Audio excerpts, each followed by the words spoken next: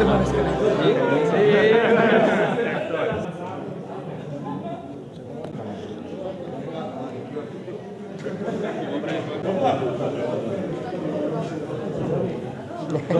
Šurovca mám veľmi veľa kamarátov, s ktorými som aj sem tam si zahral futbal a ja si myslím, že je pre mňa cťou, že som bol pozvaný sem na ples a veľmi rád som to privítal. Sme veľmi radi, že k nás zavítal hráč Spartaka Trnava Ivan Hodúr.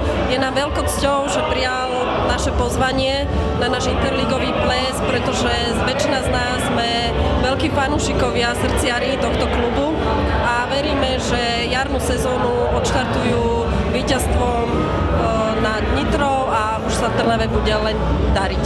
Ja čo viem, tak hlavne v Šurovcach je veľa fanúšikov Trnavy a sú to aj moji známi, takže preto mám rád Šurovce a verím, že ich bude ešte viacej fandiť.